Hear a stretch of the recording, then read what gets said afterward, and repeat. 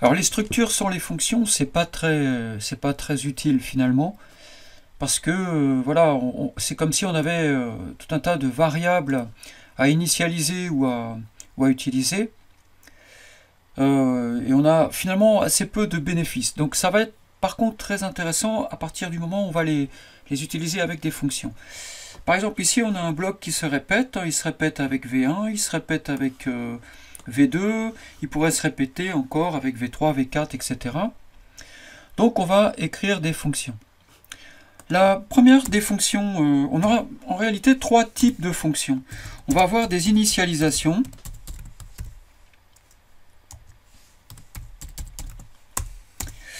On va avoir des affichages.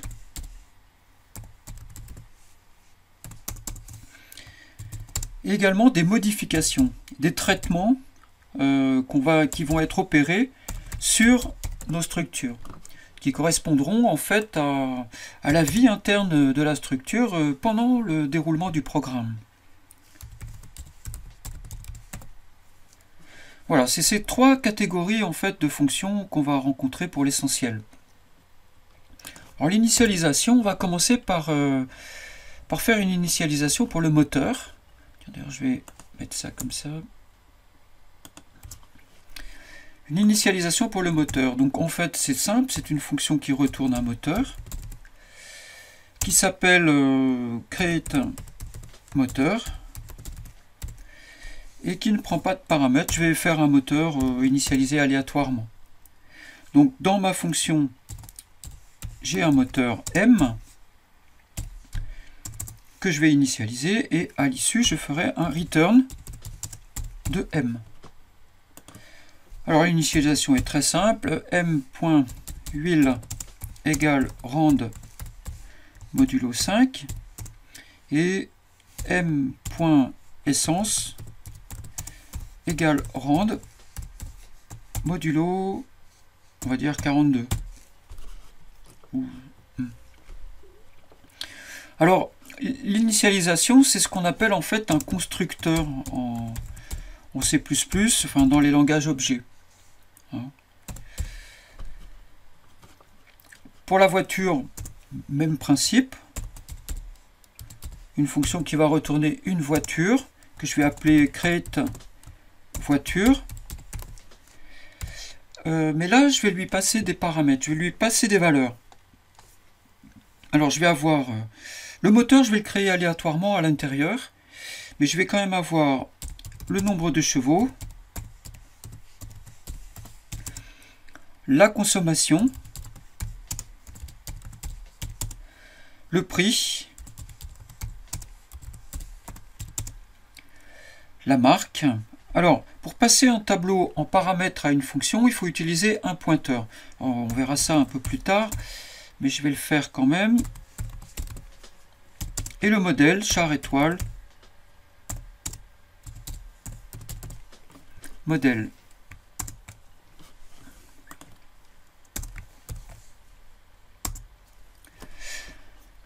Bon, l'idée c'est d'avoir une voiture ici, une voiture V.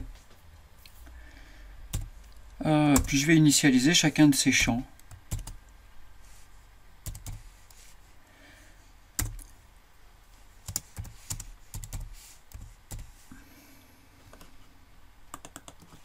Alors, on pourrait utiliser l'initialiseur. On pourrait, plutôt que de faire tout ça, puis finalement de faire à l'issue un return V, hein, parce que c'est ça, on fait les autres, et puis ensuite on fait return V. On peut se dire qu'éventuellement on pourrait utiliser un initialiseur et écrire quelque chose sous cette forme. Return, et là, je fais quelque chose un peu comme j'avais ici, hein, en utilisant les paramètres. Donc, create moteur, NB chevaux, conso, prix. Sauf que là, enfin, Je termine, modèle, voilà. Donc on pourrait faire ça, et en indiquant, la machine ne peut pas savoir que ça c'est une structure voiture. Donc on doit lui indiquer, et on le fait en utilisant un cast voiture, voilà. Donc cette écriture dans certains cas fonctionne, mais là elle ne fonctionnera pas à cause de ça. Un char étoile, c'est pas la même chose qu'un tableau statique comme celui-ci. C'est pas le même type en fait. Même si un tableau est quand même, disons, un pointeur, en réalité, un tableau statique, c'est vraiment un type en soi. Donc du coup, là, je récupère l'adresse de mon tableau. Ça, c'est correct. Par contre, ici, ça ne fonctionnera pas. Dans le constructeur par défaut, en quelque sorte, ça ne fonctionnera pas. Donc on ne peut pas écrire une seule ligne comme ça. On ne peut pas le faire à cause de mes deux tableaux de chars. Donc je l'enlève, mais enfin je voulais quand même le mentionner, parce que dans d'autres cas, quand on n'a pas ce genre de tableau, ça fonctionne très bien. Alors, je continue, donc je vais les prendre un par un. v.conso égale conso.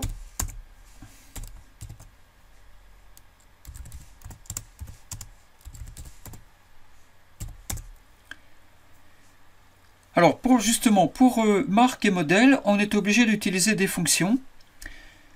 Alors, c'est la fonction strcpy, donc elle copie des chaînes de caractères, -s pour la version Microsoft Save. Et ici, alors le premier paramètre, c'est la destination, donc v.marque, donc ça sera dans mon tableau, le tableau associé à ma voiture. Ensuite, je donne le nombre de caractères à copier et pour finir, l'adresse du bloc, du début du bloc à partir duquel copier. Donc c'est modèle. Qu'est-ce que je raconte? C'est marque. Voilà. La même chose avec modèle.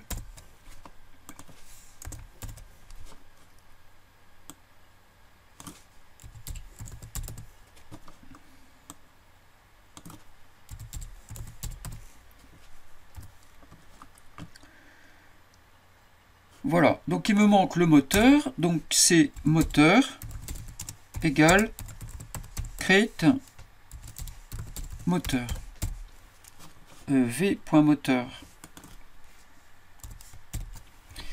v.moteur égale create moteur. Voilà, puis quand c'est terminé, on retourne la structure créée. Alors ça fonctionne, donc je peux déjà l'utiliser. Je peux l'appeler ici. Donc je vais faire v1 égale, donc create voiture, et je vais lui passer ces paramètres là, puisque le moteur sera lui initialisé par la fonction de façon aléatoire. Donc ça je l'enlève, et là je passe comme valeur ces valeurs là. Voilà, donc là ça fonctionne. Donc là si je relance ça va marcher, mais d'abord on va faire la fonction d'affichage. Alors la fonction d'affichage, c'est une fonction qui ne retourne rien. Elle va prendre en paramètre une voiture pour l'afficher. Donc je lui passe une voiture, toujours V, et je l'affiche. Alors pour l'afficher, c'est simple, je vais reprendre le code qui est là, et je vais le mettre ici. Voilà, j'ai dû mettre une majuscule là. Alors attention, il s'agit de V.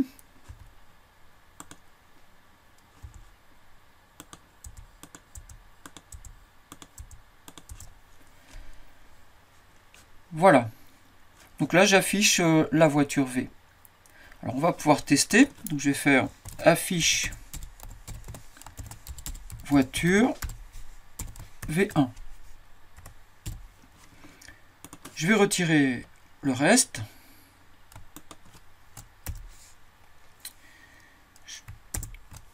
Je vais compiler. Alors, toujours regarder, hein, je sors du plein écran pour vérifier que tout est correct. Et voilà, j'ai un avertissement. strcpy-s n'est pas connu parce que j'ai oublié de faire l'include de la librairie. C'est dans la librairie string.h.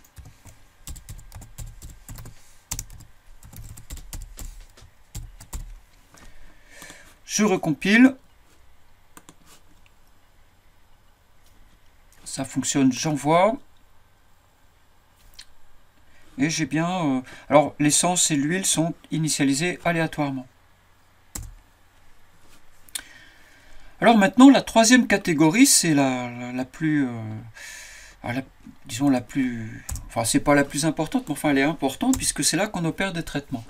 L'idée, ça va être de faire une fonction avance, qui permet de voir la voiture consommer de l'essence en même temps qu'elle réalise un certain nombre de kilomètres. Alors, ça va être une fonction qui va retourner une voiture et qui avance. Donc, je vais l'appeler avance voiture. Elle prend en paramètre une voiture, V, et également un nombre de kilomètres.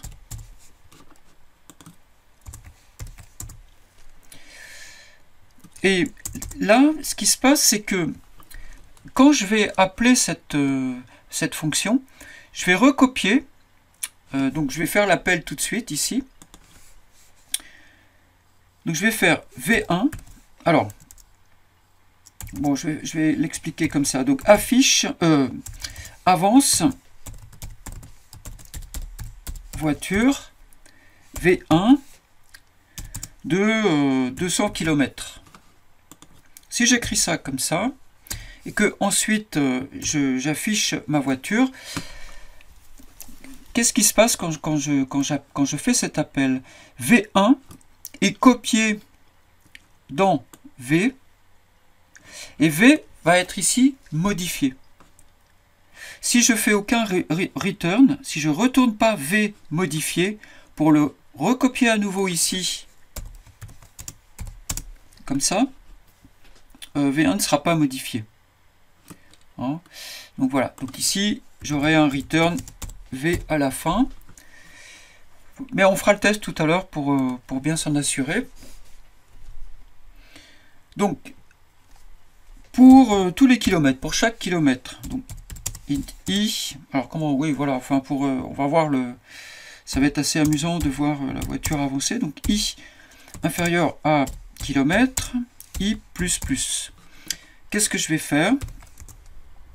Bon, d'abord j'affiche le kilomètre enfin le nombre de kilomètres exécutés, enfin, déjà avancé. Donc kilomètre %d,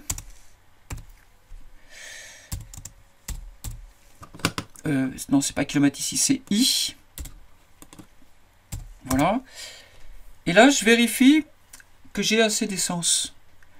Donc je vais faire if v.moteur.essence. Alors, moins la consommation pour 1 km. Donc c'est v.conso. Ça c'est la consommation moyenne au 100 km. Donc divisé par 100 pour l'avoir pour 1 km. Si c'est supérieur à 0, donc si j'ai assez d'essence, dans ce cas-là, alors je vais ouvrir un bloc, bah je fais l'opération. Donc je fais v.moteur.essence moins égal, alors moins égal ça. La consommation pour 1 km. Et ensuite, je vais afficher ce qui reste d'essence. Pour chaque kilomètre, comme ça, je verrai au fur et à mesure mon niveau descendre. Mon niveau d'essence descendre.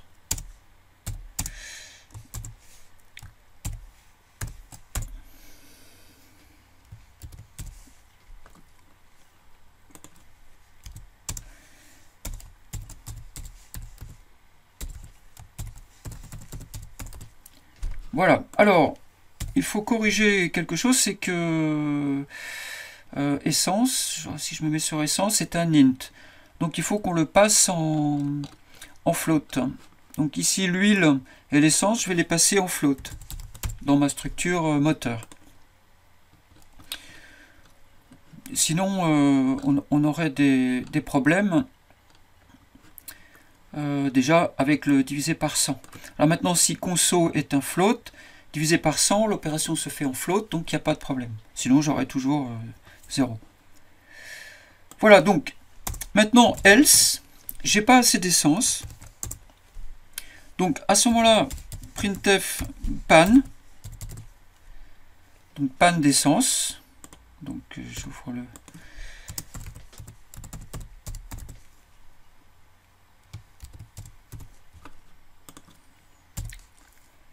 Et on sort de la boucle.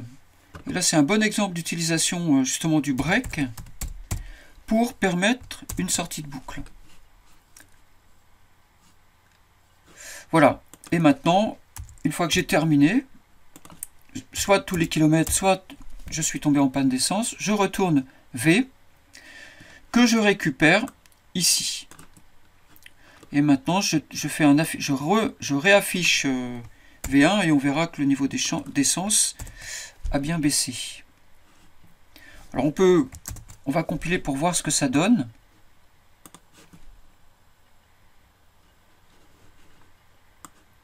Alors ici, oui, j'ai oublié maintenant du coup faire un point de F et point de F là également.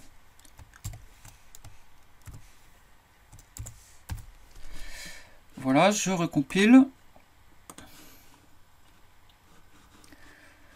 Voilà, je le lance. Voilà, donc on voit tous les kilomètres et le niveau d'essence qui baisse au fur et à mesure. Donc au départ, j'étais à 29 litres. Voilà, et j'ai 0,045 litres qui s'en vont à chaque kilomètre. Voilà, donc voilà. Et là, j'affiche maintenant ce qui me reste. Il me reste bien 20 litres d'essence. Et sinon, la voiture, évidemment, n'a pas changé. Donc voilà, ça marche très bien. Alors, ce que je disais, je voudrais quand même insister sur ce point. Donc ce que je vais faire, volontairement, je vais enlever ici le... bon, je vais laisser telle quelle la fonction. C'est par contre au niveau de l'appel, je ne vais pas récupérer la fonction modifiée. Du coup, si je régénère et que je le lance, voilà, donc l'opération, vous voyez que là, je descends bien mon niveau d'essence pendant la route. Là, je suis dans la fonction avance voiture. En revanche, ici, quand je fais l'affichage, l'essence, elle est toujours la même. Hein, c'est évident, mais je sais que parfois, on peut avoir un peu de mal avec ça. Donc ici, il ne faut vraiment pas oublier, quand je passe V1, ça veut dire que V1 est recopié dans V, et qu'ensuite, je travaille ici dans une copie. Je travaille sur une copie de voiture, mais pas sur la voiture originale qui reste celle du main. Donc j'ai vraiment, d'où l'importance de ce retour, de ce return, et aussi de recopier la copie modifiée dans mon original à l'issue de l'appel de la fonction. Voilà.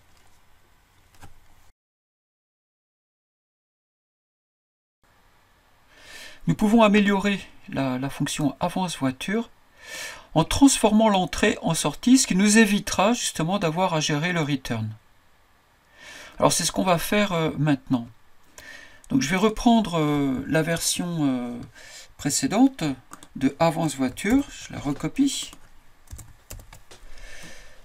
Et je vais transformer l'entrée en sortie. Donc ici, du coup, je n'aurai plus de retour.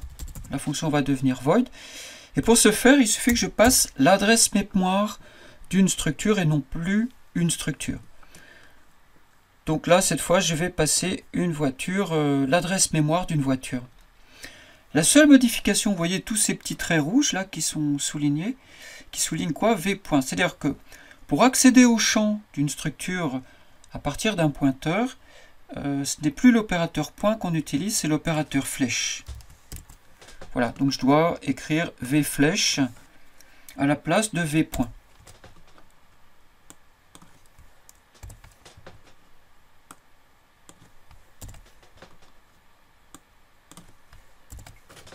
C'est en réalité la seule modification à apporter au programme avec la suppression du return.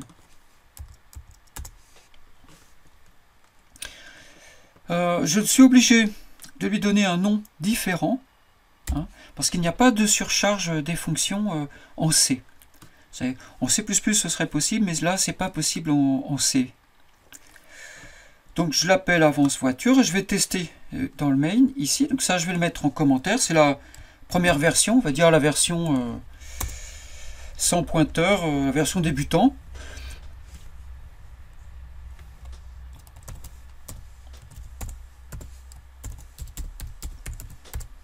Adresse de V1. Et je vais lui donner, tiens, on va lui passer 1000 km.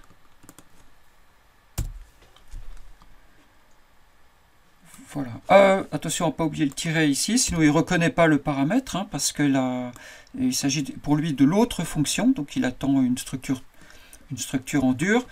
Alors que là, je passe une référence de structure, c'est-à-dire l'adresse mémoire d'une structure. Hein. Parce que je passe l'adresse mémoire d'une structure à cette fonction. Dans la fonction, je peux écrire à cette adresse mémoire. J'écris à l'adresse mémoire que j'ai passée, c'est-à-dire à l'endroit mémoire de V1. Hein. Donc je peux modifier cette fois-ci l'original à partir du paramètre d'entrée. Alors on va tester.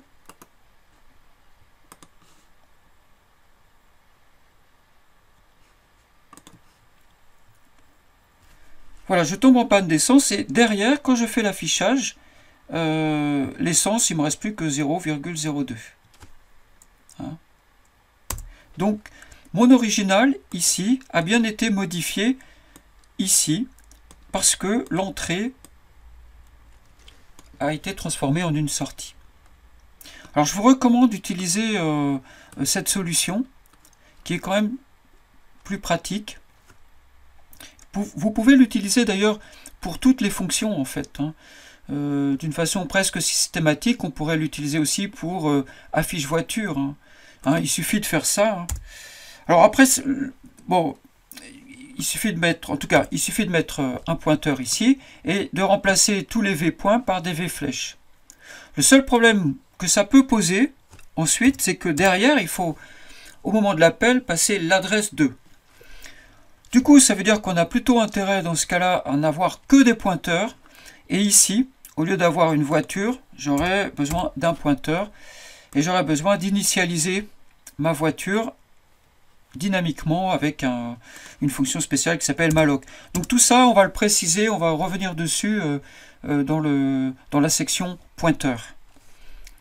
Mais enfin, on peut quand même d'ores et déjà utiliser ce qu'on appelle un passage par référence, hein, et que j'ai déjà expliqué au moment des fonctions. Et je pense que c'est vraiment important de savoir faire ça. C'est pas compliqué, donc ça vaut la peine. Ça serait dommage de s'en priver.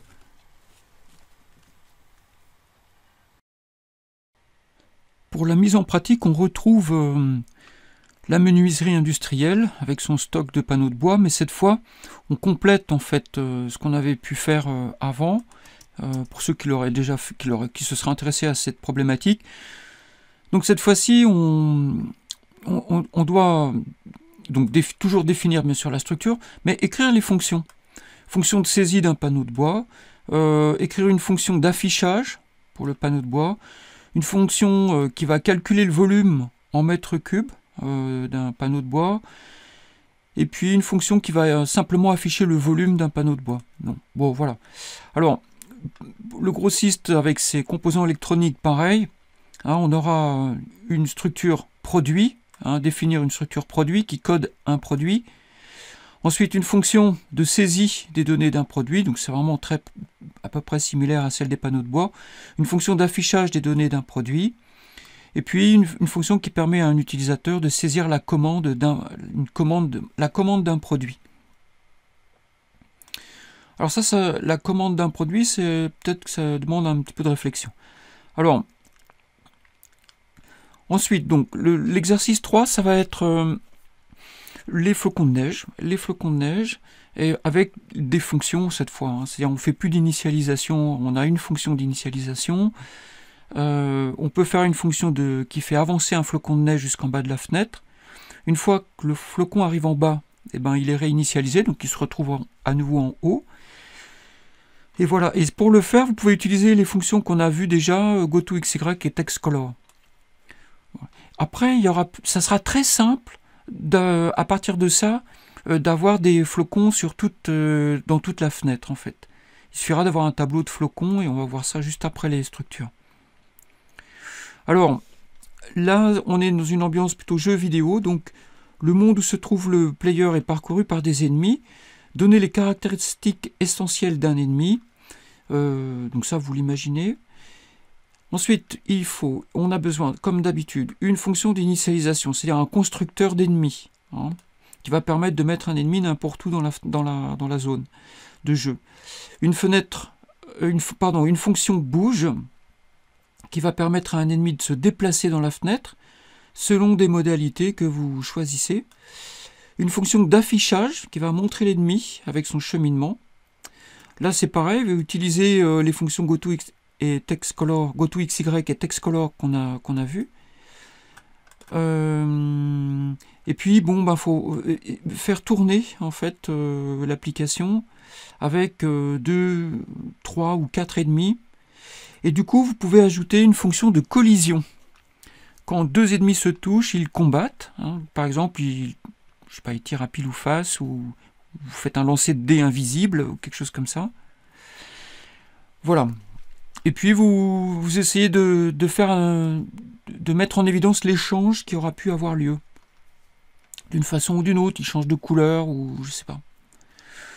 Alors, là, un autre exemple, pas dans le domaine du jeu vidéo. Donc on a deux structures, date et personne. Voilà, on voit qu'on a...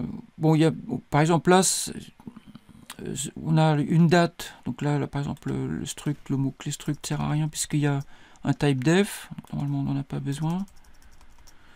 Voilà.